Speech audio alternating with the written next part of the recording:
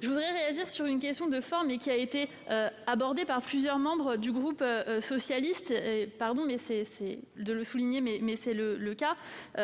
Moi, je voudrais vous dire que j'ai l'impression qu'il y a quand même un petit procès d'intention qui nous est fait en disant oui, vous avez déjà prévu des éléments pour dire ci et ça. Moi, j'ai prévu de rien dire du tout. Moi, personnellement, je n'ai pas prévu de m'exprimer outre mesure sur les questions qui me sont posées. Je n'ai pas de rendez-vous dans les médias dans les jours qui viennent. Et donc, vous nous faites un procès d'intention d'avoir préparé des éléments de réponse pour dire que le Sénat est ringard. Moi, je n'ai jamais dit que le Sénat était ringard. On est toujours le ringard de quelqu'un. On est toujours le moderne de quelqu'un. Moi, je suis venue à la politique par un sénateur-maire, Jean-Claude Boulard, qui était sénateur-maire du Mans, pour qui j'avais le plus profond respect et qui était très engagé dans la défense du bicamérisme et dans la défense du Sénat. Vous ne trouverez jamais aucun propos méprisant de ma part vis-à-vis du Sénat et jamais je n'ai traité qui que ce soit de ringard ou d'anti-moderne. Je ne crois pas que ce soit là le débat. On propose simplement des alternatives. Il y a des alternatives qui sont proposées d'ailleurs aussi par des sénateurs sur la modernisation du vote. Certaines, nous avons étudiées, d'autres, nous les avons rejetées parce qu'elles ne nous semblaient pas pouvoir garantir la sincérité du scrutin. Donc il ne s'agit pas de faire une modernisation à tout prix et une escalade vers la modernisation ou l'américanisation ou que sais-je, mais très simplement de proposer des solutions qui volent et qui soient très concrètes.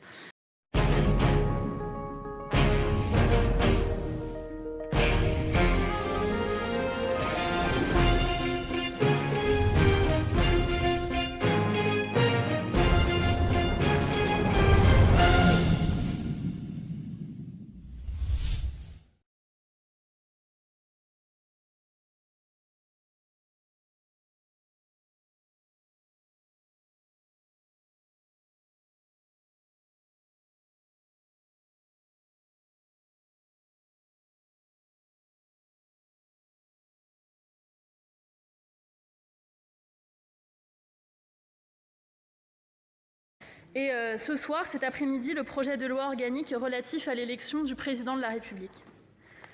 Les deux textes de report devaient gérer l'immédiat, l'urgence de concilier impératif démocratique et impératif sanitaire. Vous les avez examinés dans un esprit foncièrement républicain, dans un esprit de rassemblement, de responsabilité, au moment où notre pays reste confronté à une crise sanitaire sans précédent. Le projet de loi organique que vous examinez ce soir nous invite, pour sa part, à renouer avec une forme de, entre guillemets, normalité démocratique, tout en nous projetant résolument dans l'avenir. Renouer d'abord en procédant, comme chaque année qui précède l'élection présidentielle, à l'actualisation de la loi organique du 6 novembre 1962 pour rendre applicables au scrutin présidentiel les évolutions des règles du code électoral intervenues depuis la dernière élection. Merci. La parole est à Monsieur Stéphane Le Rudulier, rapporteur de la Commission des lois constitutionnelles, de législation, du suffrage universel, du règlement et de l'administration générale. Et pour 10 minutes, chers collègues. Merci Madame la Présidente. Madame la Ministre, Monsieur le Président de la Commission des lois, mes chers collègues, on m'avait dit que ce projet de loi, en examen devant notre Assemblée aujourd'hui, ne devait être qu'un simple toilettage technique de la loi organique du 6 novembre 1962, qui fixe notamment, et vous l'avez dit Madame la Ministre, les règles de l'élection du président de la République.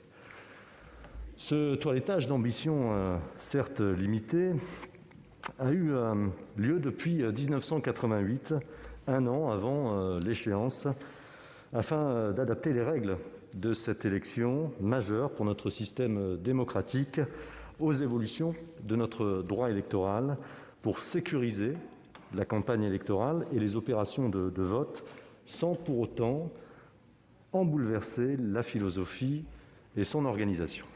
Alors, Madame la Ministre, j'avais prévu de rentrer dans le détail de ces avancées techniques, mais malheureusement, un événement est venu contrarier mon raisonnement. Cet événement, c'est le dépôt, ce mardi à 11h, d'un amendement de dernière minute par le gouvernement proposant la possibilité d'un vote par anticipation par le biais de machines à voter. Et cet amendement est devenu en quelques heures un véritable point de friction entre le gouvernement et notre Assemblée. Ce qui m'amène à formuler plusieurs observations. D'abord, sur la forme de cet amendement. En premier lieu, si L'intention est louable de s'interroger sur l'évolution et la pluralité des modalités de vote pour essayer d'enrayer la montée régulière de l'abstention. La méthode employée par le gouvernement paraît quelque peu surprenante, car au-delà du fait qu'aucune saisine préalable du Conseil d'État n'ait été faite, quand on change les règles du jeu d'un mode de scrutin aussi essentiel pour notre vie démocratique, il faut avant tout avoir l'objectif d'obtenir un consensus de la classe politique et de l'ensemble de la classe politique, ce qui n'est pas le cas en l'espèce. En second lieu, l'amendement souffre d'incomplétude, laissant beaucoup de questions en suspens. Quel serait le nombre de machines à voter disponibles afin d'assurer un maillage territorial satisfaisant? Quelle serait la date du scrutin anticipé? Il est vrai que l'amendement que vous proposez indique qu'il ne s'agira que d'une seule journée dans la semaine précédant le scrutin, mais c'est largement insuffisant. Et ce n'est pas au pouvoir réglementaire de répondre à ces questions. Il y a là véritablement un risque d'incompétence négative très élevé. Mais au-delà de la forme, j'en viens maintenant au fond de l'amendement, et notamment sur le vote par anticipation. Par définition, un vote par anticipation signifie que la campagne officielle ne sera pas terminée au moment où certains électeurs accompliront leur devoir civique. Or, si un événement marquant venait à bouleverser au dernier instant la formation du jugement de l'électeur, je pense notamment au débat entre les deux tours, l'électeur ne pourra pas revenir sur son vote. Ainsi, plus la période d'anticipation sera importante, plus le risque et le changement d'opinion sera élevé, d'autant plus que, et vous le savez, la formation du jugement des électeurs peut intervenir très tardivement dans le cadre du processus électoral, parfois même dans les dernières heures. Malheureusement, ce vote par anticipation ne tient pas compte de cette réalité. D'un point de vue constitutionnel, j'aimerais ajouter que le fait que les électeurs ne disposent pas des mêmes éléments d'information le jour de l'élection entraîne inévitablement une rupture d'égalité des électeurs face au scrutin, ce qui peut porter atteinte à la sincérité du scrutin et donc, in fine, à la légitimité du candidat élu. Et ceci est d'autant plus vrai lorsque l'écart de voix entre les deux candidats est minime. Par définition, le vote par procuration est diffus car les électeurs ne sont pas confrontés au même instant électoral, ce qui m'amène à penser que cette disposition peut être véritablement fragile constitutionnellement. Et permettez-moi d'évoquer le deuxième élément de fond, la problématique des machines à voter, qui, si nous avons bien compris, serait le support choisi pour pratiquer ce vote par anticipation. C'est quand même une réapparition quelque peu surprenante de ce dispositif qui, comme vous le savez, est pourtant soumis depuis 2008 à un moratoire.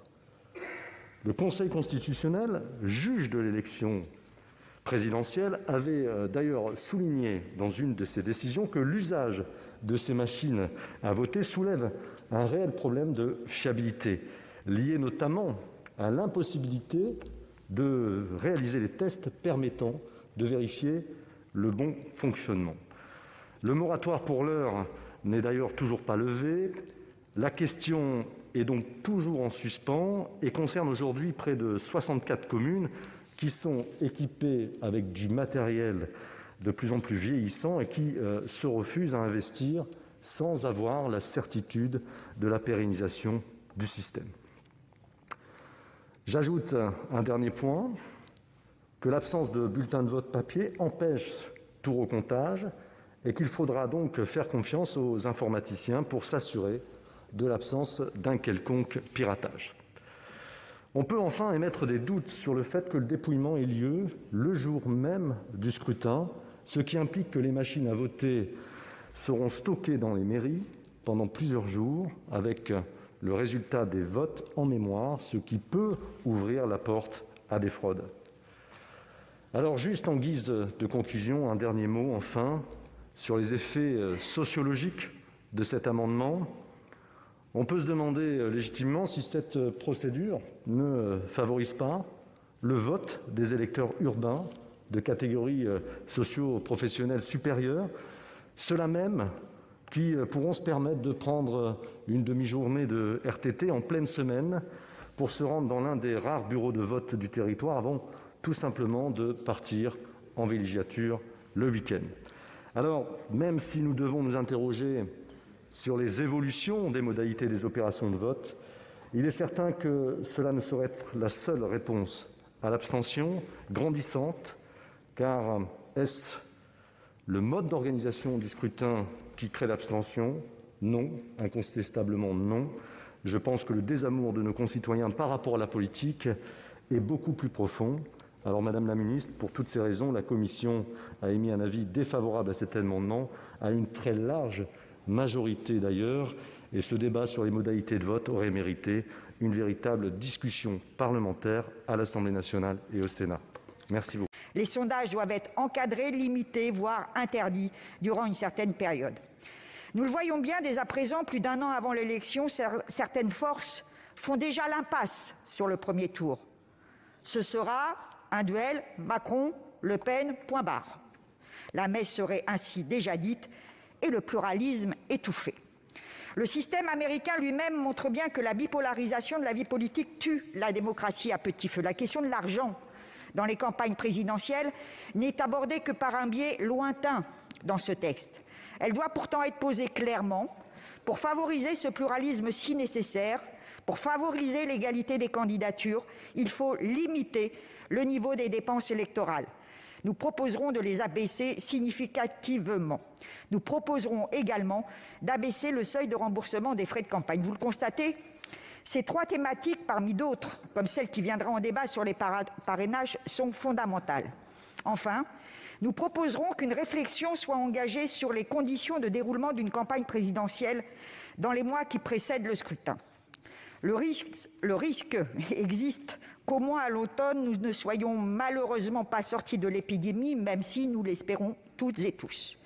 Comment permettre à ceux qui n'ont pas au moins accès aux médias de mener leur campagne durant une telle période? Il faudra par exemple réfléchir à élargir le temps d'antenne longtemps avant la campagne officielle ou créer une plateforme numérique pour ouvrir dans l'égalité les nécessaires moyens technologiques à tous. L'abstention ne se combattra pas de surcroît durant une crise sanitaire par des évolutions, voire des manipulations techniques, comme le propose le gouvernement par un amendement qui créerait le droit de voter de manière anticipée. Notre groupe est d'ailleurs, comme une majorité de nos collègues, indigné, choqué, tant sur la forme que sur le fond, par la méthode du gouvernement, méprisante, et par cette volonté permanente de remettre en cause la démocratie citoyenne par des artifices de modernité. Je rejoins ainsi les propos de monsieur le rapporteur. L'abstention se réduira par le débat, par la démocratie, justement par la conviction que le vote est utile. Nous ne voterons pas contre ce texte, mais nous nous abstiendrons car il est trop limité pour répondre à l'urgence d'un sursaut démocratique. Je précise, pour finir, au gouvernement qui semble découvrir, en se parant des habits de la modernité, par une suggestion qu'il est précurseur en la matière, que cela fait des mois, 9 exactement, que nous ne comptons plus le nombre d'amendements pour moderniser notre droit électoral. Et arrive l'amendement du gouvernement qui a un avantage, c'est de faire l'unanimité contre lui. Comment tuer une bonne idée potentielle? Eh bien, je vais vous donner une réponse comme ça. Sur la méthode, cet amendement est tellement bon qu'il n'a ni besoin d'études d'impact, ni besoin d'un avis du Conseil d'État, ni de concertation. Pour le coup, le gouvernement a été vraiment en marche contre sa majorité à l'Assemblée nationale. Les délais ne laissent aucune place à la réflexion, pas d'analyse, pas d'expertise. Il est vrai que la force immanente de ce gouvernement est tellement forte qu'il n'en a pas besoin, bien entendu.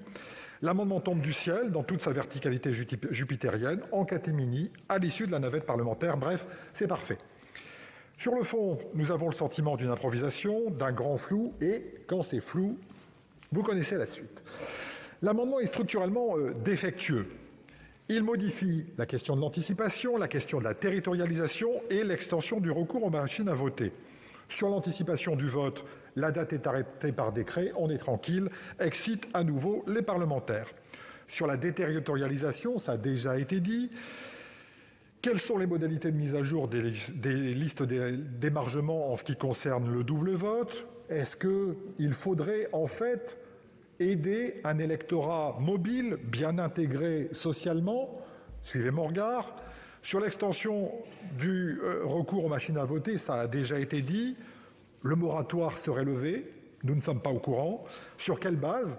Le rapport que le gouvernement devait avoir dans le précédent texte sur les départementales et les régionales 2 jours plus tard n'a plus d'intérêt, bien entendu. Quel maillage territorial? Quelle est la capacité d'approvisionnement? Qui paye les machines? Est-ce que le maire est seul responsable? Bref, c'est vraiment parfait. Sur la technique des machines à voter en tant que telle, il y a eu de multiples travaux en la matière. Et il y a une certitude. Il y a un rapport du Hacking Village de 2019 qui met l'accent sur le fait qu'aucune machine à voter n'est sûre qu'elle soit en réseau ou pas. Dès que l'on peut avoir accès à cette machine, il y a un doute. Et l'ensemble des observateurs en la matière, même les spécialistes, nous disent que, s'agissant du vote, il faut être, pardonnez-moi l'expression en bon français, low-tech, c'est-à-dire une enveloppe et un bulletin. Alors, quelles sont les intentions réelles du gouvernement? Pourquoi ce changement de pied? J'ai eu des indices en lisant la presse comme vous. Le porte-parole du gouvernement nous a expliqué qu'Emmanuel Macron, candidat, avait pris l'engagement de donner plus de possibilités aux Français de participer. Tout le monde a bien compris que quand on parlait de ça, on parlait bien entendu du vote par anticipation, par machine à voter. C'était évident, il n'y avait pas besoin de sous-titres. C'est en tout cas la traduction que Gérald Darmanin a fait au rapporteur, le même Gérald Darmanin qui nous jurait la main sur le cœur qu'en dehors du vote à l'urne, il n'y avait pas de salut. Si cet engagement était aussi important, pourquoi avoir balayé l'ensemble des propositions d'un revers de la main? En fait, on aurait droit là à une volonté de moderniser le droit électoral et d'anticiper. Stéphane Séjourné, qui a la particularité d'être conseiller spécial du président et eurodéputé LRM, nous explique doctement que le sujet, c'est la modernisation de notre démocratie. Christophe Castaner, le responsable de la majorité écrasée dont je parlais tout à l'heure, nous explique que la proposition, au sens où on l'entend, serait effectivement une réponse au contexte sanitaire. Le gouvernement est en train de se rendre compte, après 1 an, qu'il faut adapter le droit électoral. C'est parfait. L'intention, mes chers collègues, c'est un piège grotesque, c'est vrai, mais grossier aussi, pour le Sénat. Le même Christophe Castaner nous déclare qu'on peut rester nostalgique, surtout ne changeons rien, le Sénat nous a habitués régulièrement à cela. Soit, mais une observation, les propositions, elles viennent de cet hémicycle depuis 9 mois, et non pas entre 2 lectures et en catimini. En définitive, et on le sait bien, cet amendement n'a pas vocation à aboutir.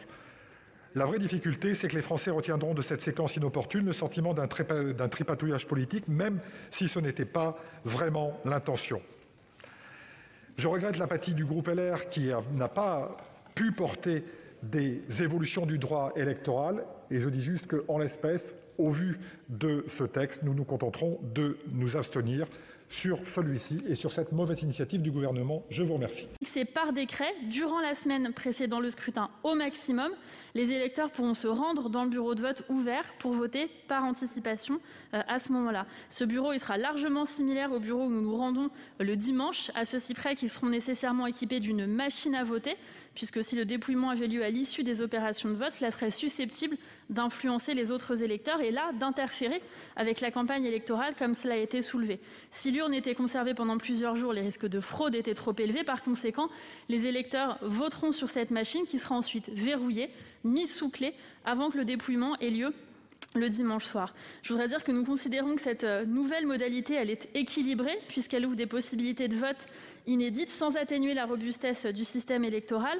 Elle sera d'abord proposée à une échelle raisonnable avant de pouvoir être étendue davantage. Enfin, pour répondre à la question de qui va payer, qui est une question importante que je ne néglige pas, eh bien nous proposons dans cet amendement que ce soit l'État qui prenne en charge ces machines pour respecter les prérogatives qui étaient celles notamment du moratoire de 2008 sur les machines et pour ne pas imposer de coûts supplémentaires aux communes. Voilà la proposition que nous formulons. Enfin, je dois répondre parce que les grands auteurs ont été cités, Stéphane Séjourné, Christophe Castaner et Gérald Darmanin. Et en ce qui concerne le ministre de l'Intérieur, je dois rappeler qu'il s'est prononcé contre le vote par correspondance, parce qu'il y a, c'est vrai, un risque de manipulation et de pression, et nous partageons cet avis au gouvernement, mais pas contre le vote numérique qui permet à chacun d'être dans un isoloir, devant une machine à voter, comme lorsqu'il est seul devant une urne, dans les mêmes conditions exactes et strictes que devant le scrutin. Voilà l'amendement que nous soumettons à votre débat et à vos voix. Merci. La parole est à la Commission, monsieur le rapporteur. Votre avis. Merci Madame la Présidente. J'ai déjà, dans la discussion générale, défendu le raisonnement de la Commission par rapport à cet amendement. J'y reviendrai, mais puisqu'on a eu, Madame le Ministre, une transmission de pensée, vous parlez de grands auteurs, effectivement. Donc je me suis... parler de Castaner, mais également de Monsieur Darmanin. Donc j'ai, pendant cette nuit, recherché les déclarations de Monsieur Darmanin. Et effectivement, en novembre dernier, vous avez raison, le ministre de l'Intérieur a déclaré, je cite, j'ouvre les guillemets, « Nous ne sommes pas capables d'être sûrs que le vote par correspondance, effectivement, vous aviez raison, comme le scrutin électronique, soit entièrement incontestable. Des cas de fraude peuvent être relevés. » Il écrivait également « Nous n'avons pas besoin de cela au moment où la légitimité des élus est attaquée. » Pire, il renchérit par rapport au vote par anticipation. Contrairement aux Américains, les Français ont l'habitude que l'élection se tienne en une journée et par ailleurs, il ne m'a pas semblé que le système électoral américain soit des plus incontestables ou plus lisibles que le nôtre. Je m'interroge d'ailleurs sur les volontés d'américaniser notre système institutionnel. Voilà en fait les déclarations que je tiens à disposition de Madame la Ministre. Mais je voudrais revenir également sur les machines à voter, et plus particulièrement les machines à voter qui sont déjà présentes dans nos communes, dans nos 64 communes. Les systèmes d'exploitation datent de 1995.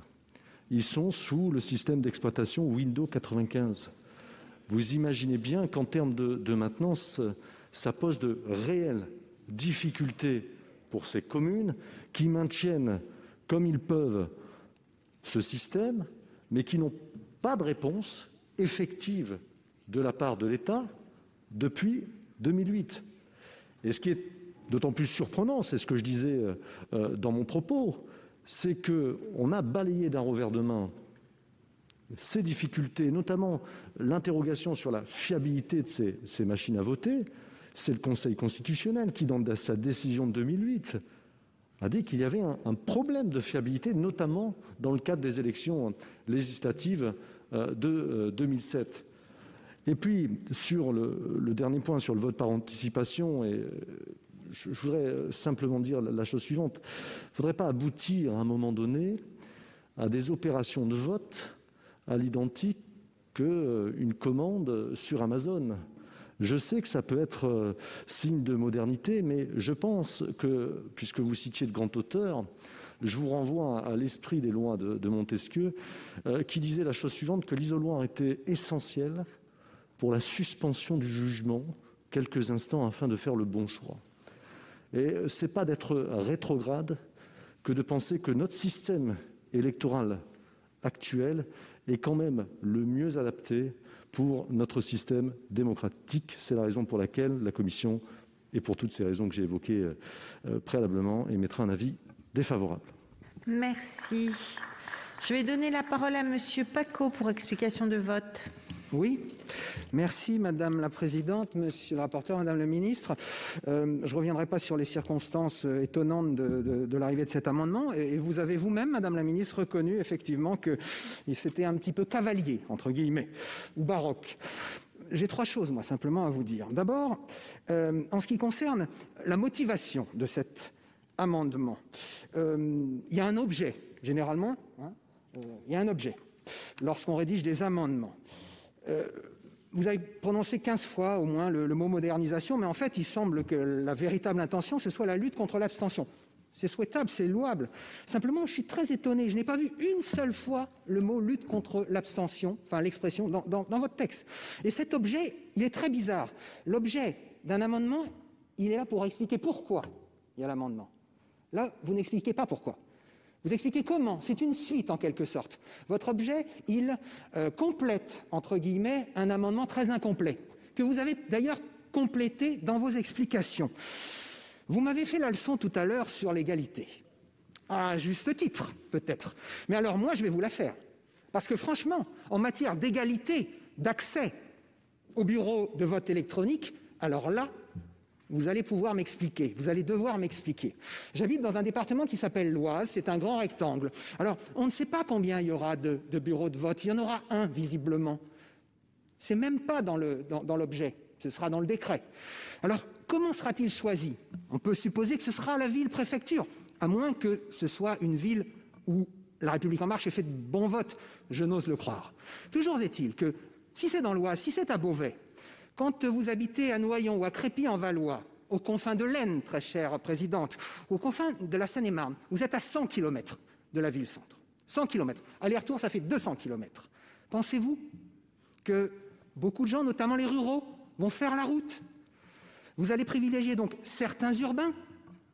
Les ruraux, ils ont l'habitude d'être méprisés, mais ils commencent à en avoir assez. N'oubliez pas les gilets jaunes.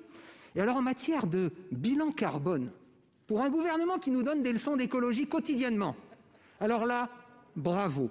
La dernière chose, pour terminer, et je reprends l'idée de notre rapporteur. Effectivement, la citoyenneté, c'est un droit, c'est un devoir, c'est même une chance, c'est une responsabilité. Il a parlé d'Amazon, monsieur Le Rudulier, il a tout à fait raison. Moi, je vous dirais que je ne souhaite pas que notre démocratie devienne en fait quelque chose qui se consomme. Merci, chers collègues. J'ai fini. Qui se consomme. Je ne veux pas d'une fast-foodisation de notre démocratie.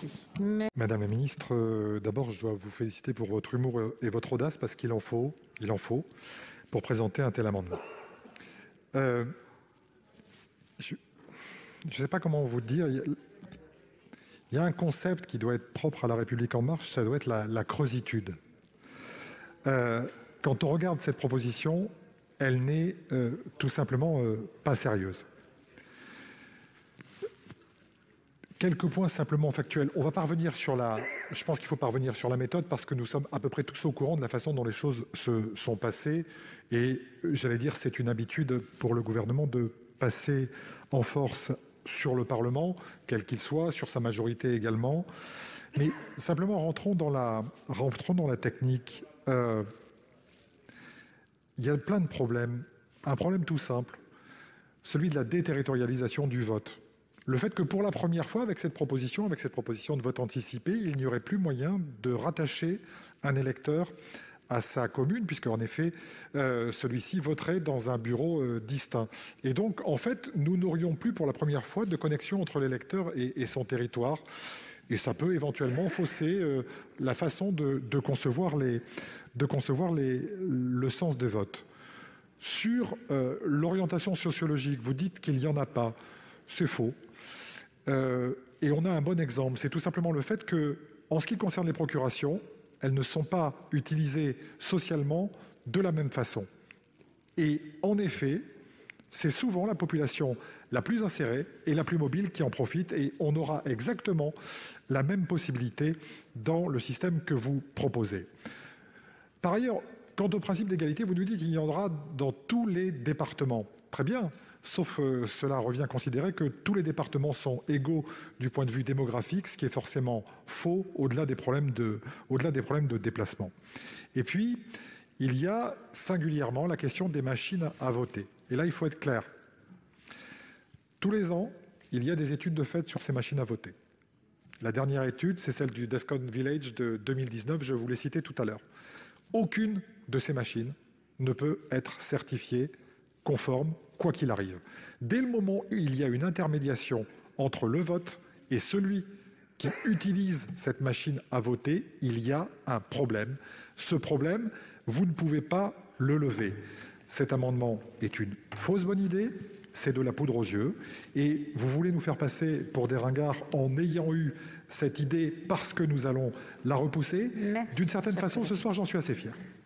Merci Madame la Présidente. Je ne reviendrai pas comme mes collègues, mais je crois que tout le monde l'a compris, sur les conditions d'intégration, enfin de tentative d'intégration de cet amendement. Je crois que tout le monde a dit ce qu'il va dire. Moi, ce que je regrette, c'est que si vous avez eu cette idée-là, je suppose qu'elle n'est pas arrivée maintenant, mais on aurait pu imaginer qu'à l'issue des élections municipales, où chacun a pu noter les difficultés rencontrées, et qu'en même temps, on devait tous vivre dorénavant avec un virus, etc. Peut-être qu'il aurait été intéressant d'ailleurs que le ministre de l'Intérieur réunisse les parlementaires, les chefs de parti, pour imaginer des dispositions particulières, plutôt que de venir là avec cette fausse bonne idée. Et pour ne pas être trop long, juste aussi dire que moi, encore une fois, sur le vote par anticipation, contrairement à d'autres, je pense que cette idée est intéressante. Et pour moi, il ne s'agit pas d'aller, on va dire, sur le chemin des Américains. Je pense que c'est une vraie question qu'on peut se poser, comme d'autres questions d'ailleurs, sereinement, sur comment on peut poursuivre, en tout cas faire en sorte qu'il y ait plus de participation au scrutin. Je pense que c'est une question qu'on doit se poser en tant que parlementaire, et je crois que celle-ci, comme d'autres, on ne doit pas avoir de tabou. Mais pour autant, malheureusement, vous êtes en train de tuer cette idée. C'est-à-dire que parce que ce qui va ressortir ce soir, c'est que l'amendement sera rejeté et que cette idée-là sera enterrée pour très longtemps. Donc c'est vraiment un vrai sujet. Dernièrement aussi, sur la modernité. Vous avez ce mot à la bouche, il faut numériser la démocratie. Je ne sais pas très bien ce que ça veut dire. Moi, ça m'inquiète. Mais par contre, dès qu'on vous pose d'autres options, d'ailleurs, on l'a vu dans les précédents amendements, tout était rejeté. Donc attention, Madame la Ministre, à ne pas faire de communication ce soir qui serait j'ai voulu moderniser et le Sénat, cette chambre rétrograde, a voulu nous bloquer. Je crois que ce ne serait là aussi pas une bonne chose de faite pour une démocratie. Donc ce soir, je crois que l'amendement sera rejeté et je vous invite à un peu de sérénité et de hauteur de vue. Je ne vais pas partager le tir de barrage de mes collègues sur le vote anticipé.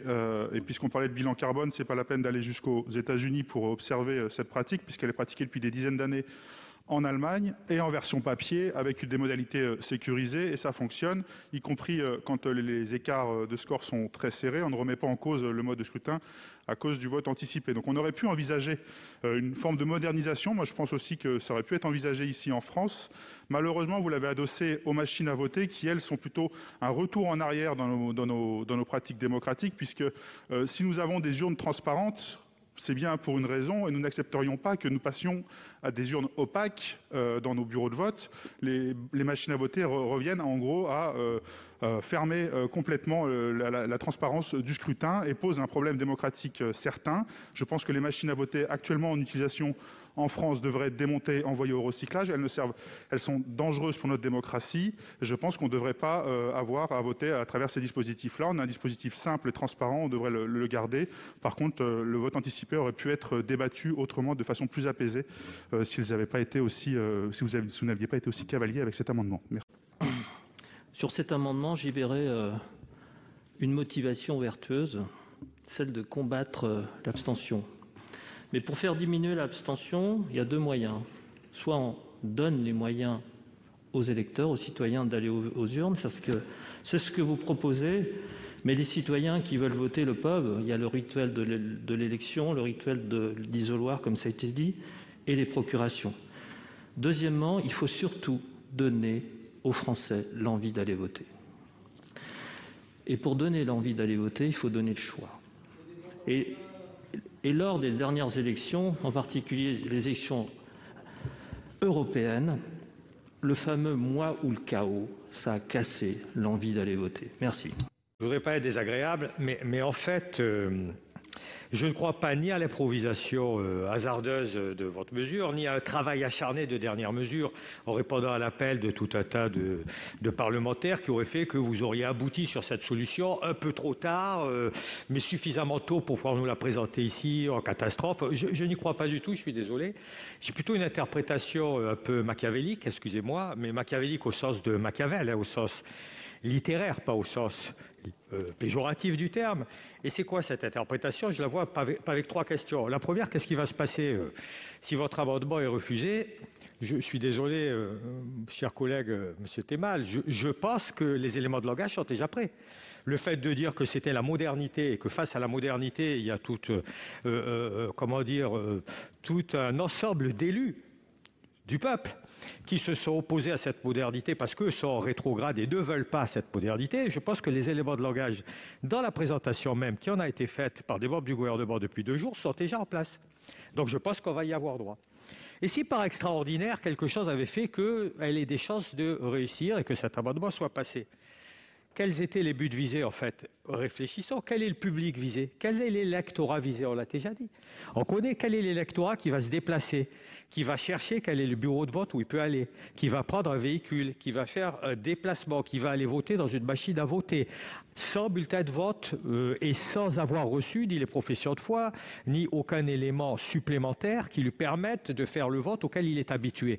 C'est sûrement un électorat qui est déjà motivé pour ce type de vote, qui va être motivé par cette élection, qui est un électorat qui, sociologiquement, est déjà un peu marqué. Et dernière question, la date, une semaine avant, certes, mais qui va la décider, la date, une semaine avant? C'est le gouvernement. En fonction de quoi? Par un décret, en fonction de quoi? En fonction d'un calendrier qu'il aura lui-même choisi de son côté, y compris d'un calendrier dans un événement de campagne, y compris dans un débat. Alors oui, si j'étais machiavélique, je dirais que c'est un gagnant-gagnant pour le gouvernement, un gagnant-gagnant qui est un perdant, qui est la démocratie. Madame la ministre, gouverner, c'est prévoir. Et si votre ambition est vraiment de moderniser, la modernisation, je crois sincèrement, sans être moi aussi machiavélique, que vous auriez anticipé le dépôt de cet amendement. Je crois que vous ne pouvez pas laisser à penser que d'un seul coup, une idée a jailli d'un esprit très brillant qui s'est dit « mince, on a oublié de le mettre dans le projet de loi organique, etc. Donc on va le déposer en catimini au Sénat ». Je suis d'autant plus méfiante que cet amendement arrive au moment même où des débats animent des formations politiques sur des modifications des scrutins de différentes élections. Donc il y a là une sorte de cohérence qui, à mon avis, n'est pas le fruit du hasard. Alors, sur le fond, j'ai eu l'occasion de dire dans la discussion générale toutes les raisons pour lesquelles nous sommes opposés à cet amendement, et bien évidemment, nous voterons contre. Mais Madame la ministre, sur la lutte contre l'abstention, alors sincèrement et honnêtement, je ne crois pas un instant que cet amendement pourra remédier à ce terrible fléau qu'est l'abstention. Deuxième élément, machine à voter, puisqu'il y a les 2 éléments, anticipation, machine à voter. La notion de machine à voter, aujourd'hui, vous n'en avez pas d'agréé sur notre territoire. Donc, soit, Madame la Ministre, vous avez disposé de cet équipement, très bien. Si ce n'est pas le cas, vous nous parlez d'une machine à voter qui est à développer. Vous comprenez bien qu'il n'est quand même pas très convenable d'organiser un mode de scrutin présidentiel à partir d'un outil dont nous ne disposons pas aujourd'hui et qui serait envisagé à développer. Troisième observation sur le terrain de la modernisation, nous avons regardé ces sujets et nous avons été très étonnés de voir que les pays qui paraissaient le plus en pointe dans cette modernisation, je pense en particulier à l'Estonie qui maintient sa position, mais qui est un pays plus modeste, mais je pense surtout aux Pays-Bas et à la République fédérale allemande, étaient revenus en arrière par rapport à l'utilisation des mécanismes électroniques. Je suppose quand même que vous avez fait une étude européenne là-dessus. Et j'ajoute enfin que la référence au Portugal est assez curieuse, et j'en termine, puisque le Portugal procède par vote par anticipation, mais je n'ai pas du tout connaissance qu'ils utilisent une machine électronique. Donc je ne comprends pas très bien pourquoi cette référence vient dans notre débat et vous renouvelle l'enjeu de maintenir la confiance de nos concitoyens dans le processus électoral. Il faut oser, après une année où on nous a expliqué qu'on ne pouvait pas changer les règles, où nous faisions des propositions et à chaque fois c'était non, on ne pouvait pas modifier les règles électorales, elles étaient immuables, etc. Vous avez rappelé, monsieur le rapporteur, les paroles du ministre de l'Intérieur. Puis d'un seul coup, voilà, alors qu'un texte venait d'être adopté pour les élections départementales et régionales, on ose. Et on ose proposer un bouleversement complet sur plusieurs points en même temps. On aurait pu parler des machines à voter. On aurait pu parler du vote anticipé. Finalement, ce sont deux sujets. Eh bien non, on ose et on ose tout en même temps. Alors que pendant un an, on n'a fait que de l'immobilisme. C'est quand même assez étonnant. Il faut oser. Alors, oui, la question de l'anticipation, elle existe. On le fait, les Français de l'étranger le font lorsqu'ils votent par Internet. Donc, ce n'est pas nouveau dans notre procédure électorale. On aurait pu aller un peu plus loin. Mais pourquoi, Madame la Ministre, vous nous proposez tout ensemble ? Pourquoi, Madame la Ministre, le gouvernement nous propose aussi des machines à voter alors que, vous l'avez évoqué, il y a quand même beaucoup de réserves qui s'expriment dessus. Pourquoi ne pas avoir proposé, finalement, dans un seul temps de principe de précaution, mais c'est vrai que quand on ose tout, principe de précaution, de le faire pour les élections départementales ou régionales sur un département ou une région donnée et qui souhaite le faire. Enfin, il y a une question d'égalité. Ça a été évoqué. Quand il y a plusieurs centaines de kilomètres pour aller à la machine à voter, qu'on nous ne dise pas que ça sera facile pour tout le monde et pour ceux qui travaillent. C'est quand même l'argumentation que vous nous avez donnée. Et je pense aussi, puisqu'il s'agit, vous l'évoquez aussi pour les Français qui vivent hors de France, là, ce n'est pas des centaines. C'est des milliers de kilomètres qui sépareront les Français de cette machine à voter. Donc voilà, pour toutes ces raisons, ça semble assez étonnant, cette proposition décalée par rapport à un texte qui, quand même, a vocation à traiter de problèmes sérieux avec des arguments sérieux. Eh bien, je crois qu'on est tous d'accord sur un point, c'est de lutter contre l'abstention, et je crois qu'on a tous raison. Mais mon groupe n'est pas opposé, en principe, à une modification, par vote par anticipation. Les machines à voter, je suis un peu réticent, mais pourquoi pas un jour. Mais par contre, ce que je pense, c'est qu'il faut faire des expérimentations. Quand on change les règles du football ou du rugby, par exemple, les règles de jeu, eh bien, il y a des tournois de juniors, il y a des compétitions un peu inférieures, si vous voulez, où on expérimente, on essaye. Eh bien, je pense qu'il ne faut pas expérimenter ça avec l'élection présidentielle, qui est le top 14 de l'élection. Donc on commence par des scrutins peut-être cantonaux, comme dit M. Bonnecarrère, des départementaux, enfin départementaux ou régionaux, mais qu'on commence à rôder ce système, et puis on verra après pour l'élection reine, qui est l'élection présidentielle. Madame la ministre, vous avez revendiqué la modernisation comme étant la motivation du gouvernement. Qu'est-ce que c'est que votre modernisation ? Est-ce que c'est être moderne que de réformer les conditions du scrutin présidentiel sans aucune délibération de l'Assemblée nationale, sans aucune possibilité pour l'Assemblée nationale de modifier le texte du gouvernement ? Belle modernisation. Est-ce que c'est moderne de modifier substantiellement le code électoral sans prendre l'avis du Conseil d'État ? Est-ce que c'est moderne, Madame la Ministre, de présenter un tel amendement qui concerne l'organisation de notre vie politique sans avoir pris la précaution d'une concertation avec l'ensemble des forces politiques de ce pays ? Est-ce que c'est moderne de réformer l'organisation des bureaux de vote sans demander leur avis aux représentants des maires? Est-ce que c'est moderne, Madame la Ministre, de présenter au Parlement, dans ces conditions, aujourd'hui au Sénat, un amendement qui ne règle pas toutes les questions fondamentales que pose la réforme que vous mettez en œuvre, au point qu'on peut se demander s'il ne serait pas frappé, comme les juristes le disent, d'incompétence négative. Vous voulez les mains libres, comme d'habitude. Vous voulez tout régler par décret, comme d'habitude. Vous arrivez avec un texte qui est plein de lacunes, de failles, qui n'a pas été étudié sérieusement.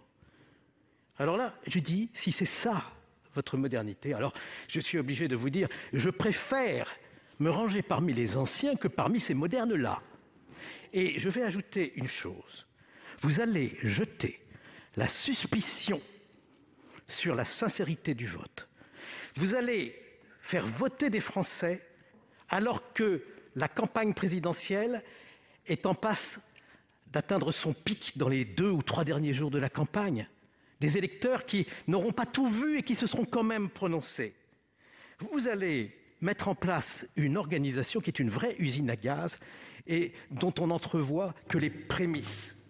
Et puis, le résultat de tout ceci, c'est, je vous l'assure, si vous persévérez, la contestation de l'élection présidentielle de 2022, comme Trump a contesté celle des États-Unis en 2021.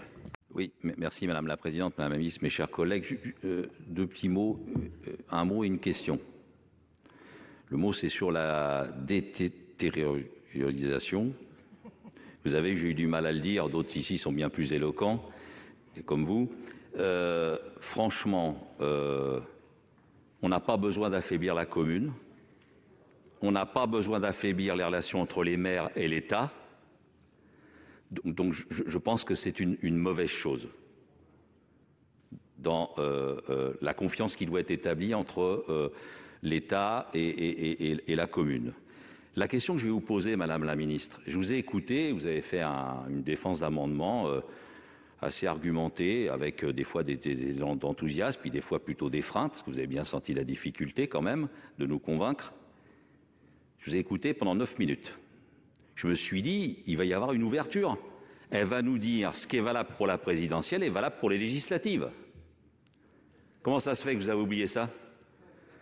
Vous avez oublié l'Assemblée nationale? C'est-à-dire que toute votre argumentation sur l'abstention, sur il faut déterritorialiser, etc., vous avez des législatives qui sont dans la foulée des présidentielles, où on élit les députés, après on va élire les sénateurs et les sénatrices, et là, hop, il y a un brouillard total. Donc franchement, ça sent l'opération politicienne. On n'en a peut-être pas vu encore le loup, mais ça ressemble à ça. Parce que sinon, vous auriez intégré quand même, au minimum, l'Assemblée nationale et le Sénat dans votre réforme. C'est aussi une façon quand même de manquer de respect au parlementarisme. Mais si vous pouvez me répondre, ça serait bien, Madame la Ministre. Pourquoi vous avez omis de parler des législatives? On a le droit de s'abstenir aux législatives, on a le droit de s'abstenir aux départementales, on a le droit de s'abstenir aux régionales, on a le droit de s'abstenir aux municipales. Mais là, par un vent terrible, il faudrait alors là se ruer vers la présidentielle. Vous sentez que l'abstention va reculer comme ça? Moi, je serais un peu moins sévère que beaucoup de nos collègues qui se sont exprimés. Parce que malheureusement, je pense que cet amendement vient d'ailleurs et que le gouvernement a appris en même temps que nous son existence. Et donc je rends hommage au ministre qui a dû s'évertuer à défendre quelque chose qui n'était pas très défendable. Pour autant, c'est malheureusement le rôle du ministre. Je pense que nous vivons malheureusement une démocratie sous ordonnance depuis près d'1 an. Les circonstances sont très particulières, c'est vrai. Mais elles deviennent de plus en plus particulières sur le plan démocratique. Aujourd'hui, on est obligé tous les jours de s'interroger pour savoir si les élections seront maintenues à leur date. Que dira le Conseil scientifique? On est obligé de lire les PPL qui surgissent à l'Assemblée pour savoir si le mode de scrutin aux élections législatives sera le même ou s'il sera proportionnel. On est obligé de regarder jour après jour si, comme au municipal, on a le droit d'avoir 2 procurations, ou malheureusement, parce que le gouvernement ne le veut plus, on ne les aura pas pour les départementales et les régionales. Parce que, pardon, si on ne peut pas aller voter, il y a les procurations. On n'est pas obligé d'aller faire quelques kilomètres pour aller voter devant une improbable machine, je ne sais où, dans un département. Et puis, on est obligé de se pencher régulièrement pour savoir si les conditions de votation, si les jours de votation, si les les campagnes seront celles que nous connaissons ou si elles vont évoluer.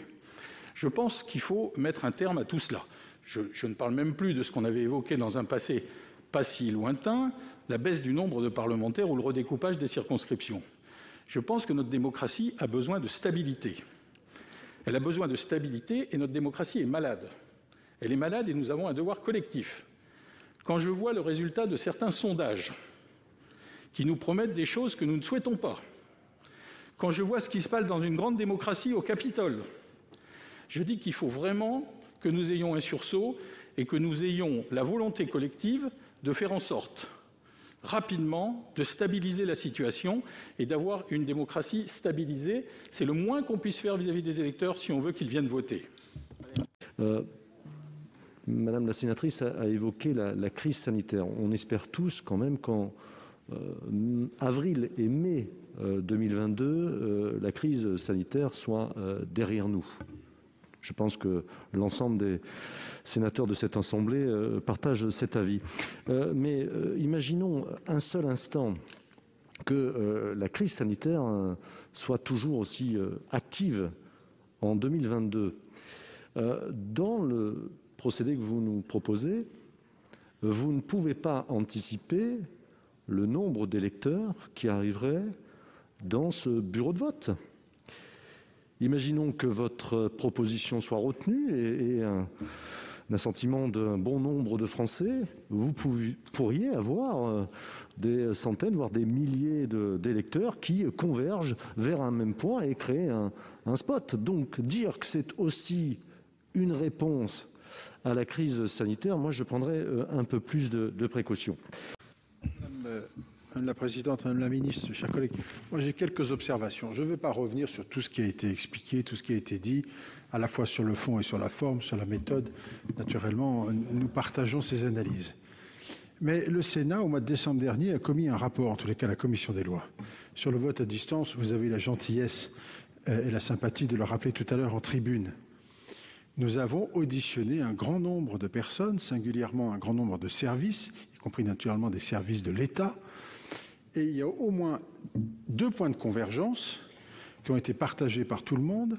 C'est l'insécurité technique et juridique du vote par Internet à ce jour, enfin numérique à ce jour, et de l'utilisation des machines à voter. C'est le point sur lequel tout le monde s'est accordé à dire, surtout, n'y allez pas. En tous les cas, pour le vote numérique, n'y allez pas maintenant. Le gouvernement nous disant d'ailleurs, les services du gouvernement nous disant, nous ne sommes pas encore prêts, nous travaillons, nous avançons, peut-être dans quelques années, mais nous ne sommes pas prêts pour l'instant. Mais ça, véritablement, ça faisait consensus auprès de tout le monde. Dans ces conditions-là, les choses étaient claires.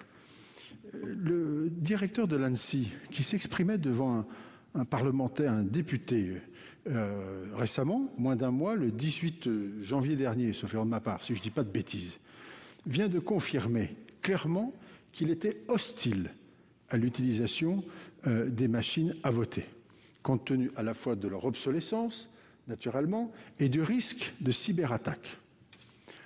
À un moment où nous sommes encore, là, en ce moment, un hôpital du département du Rhône est victime de cyberattaques, ça fait plusieurs fois que les choses arrivent. On imagine bien que ces machines à voter qui porteraient en leur sein le vote d'un certain nombre de nos concitoyens 3 jours avant le dimanche du vote pourraient elles-mêmes faire l'objet de ce type d'attaque, en tous les cas d'une insécurité totale. On ne comprend pas en réalité. On ne comprend pas qu'aujourd'hui on puisse nous proposer ce type de solution alors même que de notoriété publique, ce moyen de vote est contesté de façon extrêmement large et extrêmement consensuelle. C'est surtout ça que nous voulions vous dire. On peut toujours imaginer vouloir envisager d'autres moyens de vote, des évolutions, après tout, pourquoi pas. Mais la condition substantielle, c'est la sécurité absolue. Et là, nous ne l'avons pas, c'est la raison pour laquelle nous avons émis un avis extrêmement défavorable, pour ne pas dire autre chose. Merci Madame la Présidente, Mesdames et Messieurs les sénateurs. Je vais tenter de répondre à plusieurs des questions qui ont été posées lors de vos interventions. D'abord, j'observe dans les différentes interventions des uns et des autres que l'objectif que nous voulons défendre par le biais de cet amendement, il me semble être partagé et faire consensus, celui de lutter contre l'abstention et de faire en sorte que chacun et chacune puisse venir participer davantage à l'élection présidentielle. Nous partageons l'objectif, me semble-t-il, et c'est déjà quelque chose où nous pouvons nous réjouir. Je voudrais répondre sur la question de la mission d'information, et notamment du rapport qui est prévu par le gouvernement sur la question des machines à voter, et répondre à cet égard que, bien sûr, ce rapport sera remis, comme prévu dans les 6 mois suivant la promulgation de la loi dans laquelle cet amendement a été adopté. Et donc, le gouvernement va continuer son travail de présentation et de rendre compte aux parlementaires de l'avancée des questions des machines à voter, notamment de la question du moratoire. Et tout cela sera évidemment abordé comme c'était prévu et comme cela a été voté dans ce rapport. Je voudrais bien rappeler que nous ne sommes pas là dans un vote par correspondance. J'ai bien écouté, monsieur le rapporteur, les citations que vous avez partagées de monsieur le ministre de l'Intérieur. Il me semble que le ministre de l'Intérieur fait à ce moment-là état de ces réticences, et que je partage et qui sont largement partagées vis-à-vis du vote par correspondance. Je suis tout à fait d'accord, monsieur le rapporteur, avec vous sur l'importance de se trouver seul face à son choix et seul face à son vote. Et là, on sera vraiment bien devant une urne, devant une machine à voter plus précisément. Et donc, cet instant de solitude et de suspension avant le vote, il sera bien prévu et bien maintenu par le dispositif que nous proposons. Je voudrais rappeler, je l'ai dit tout à l'heure, mais comme la question a de nouveau été posée, je voudrais vraiment rappeler que tous ces achats se feraient potentiellement aux frais de l'État.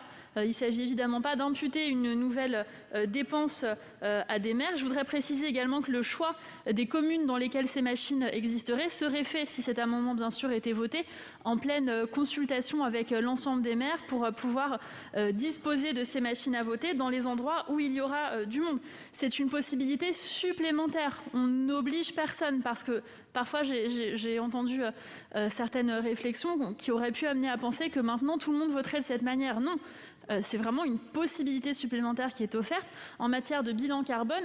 Par ailleurs, si on veut regarder le bilan carbone, et c'est une préoccupation louable et qu'évidemment je partage, nous allons pouvoir réduire justement le bilan carbone, puisque l'idée, ce n'est pas que les gens se déplacent quelque part pour avoir accès à cette possibilité de vote, c'est que quand ils se sont déjà déplacés ailleurs, ils puissent voter en dehors de leur commune sans avoir à faire cet aller-retour. Mais oui, donc très concrètement, cet argumentaire... je me permets de le dire, n'augmente pas la question du bilan carbone. Je voudrais réagir sur une question de forme et qui a été abordée par plusieurs membres du groupe socialiste. Pardon, mais c'est de le souligner, mais c'est le cas. Moi, je voudrais vous dire que j'ai l'impression qu'il y a quand même un petit procès d'intention qui nous est fait en me disant « oui, vous avez déjà prévu des éléments pour dire ci et ça ». Moi, j'ai prévu de rien dire du tout. Moi, personnellement, je n'ai pas prévu de m'exprimer outre mesure sur les questions qui me sont posées. Je n'ai pas de rendez-vous dans les médias dans les jours qui viennent. Et donc, vous nous faites un procès d'intention d'avoir préparé des éléments de réponse pour dire que le Sénat est ringard. Moi, je n'ai jamais dit que le Sénat était ringard. On est toujours le ringard de quelqu'un. On est toujours le moderne de quelqu'un. Moi, je suis venue à la politique par un sénateur-maire, Jean-Claude Boulard, qui était sénateur-maire du Mans, pour qui j'avais le plus profond respect et qui était très engagé dans la défense du bicamérisme et dans la défense du Sénat. Vous ne trouverez jamais aucun propos méprisant de ma part vis-à-vis du Sénat, et jamais je n'ai traité qui que ce soit de ringard ou d'anti-moderne. Je ne crois pas que ce soit là le débat. On propose simplement des alternatives. Il y a des alternatives qui sont proposées d'ailleurs aussi par des sénateurs sur la modernisation du vote. Certaines, nous les avons étudiées, d'autres, nous les avons rejetées parce qu'elles ne nous semblaient pas pouvoir garantir la sincérité du scrutin. Donc il ne s'agit pas de faire une modernisation à tout prix et une escalade vers la modernisation ou l'américanisation ou que sais-je, mais très simplement de proposer des solutions qui volent et qui soient très concrètes. Madame la présidente Assassi dit « vous ne faites pas rêver les gens ». C'est un peu péremptoire. Moi, je crois qu'il y a des gens qui rêvent et des gens qui ne rêvent pas. Là, je pense qu'il y a un débat sur la question de la participation. Et je pense qu'au contraire, et d'ailleurs, l'intérêt nous avons été les premiers surpris à voir qu'il y avait un intérêt d'ailleurs d'une grande partie de la population pour ce débat que nous avons là ce soir, nous montre à quel point les citoyens sont demandeurs de nouvelles possibilités sécurisées pour pouvoir aller voter. Il n'y a donc pas de passage en force, il y a une proposition de notre part, un débat qui est en train d'avoir lieu et puis un vote. Donc il n'y a évidemment aucun passage en force, c'est simplement une possibilité offerte d'aller voter ailleurs. Voter ailleurs, ça ne peut pas se faire le même jour de façon sécurisée parce que nous sommes vraiment attachés à pouvoir garantir la sincérité du scrutin et faire en sorte que le scrutin ne soit pas contesté. Moi, je suis très sensible à des arguments qui ont été portés par plusieurs sénateurs de dire qu'on a absolument besoin de ne pas arriver à un scrutin présidentiel qui serait contesté et que cette sincérité, elle est nécessaire pour l'ensemble de la vie démocratique. Et là, nous sommes en mesure de proposer cette situation qui nous semble sécurisée. Enfin, pour répondre sur la question des législatives, effectivement, en ce qui concerne les élections législatives, la particularité, c'est qu'il y a différentes circonscriptions. Et donc là, avec la présidentielle, c'est une circonscription unique. Et donc, il nous semble plus...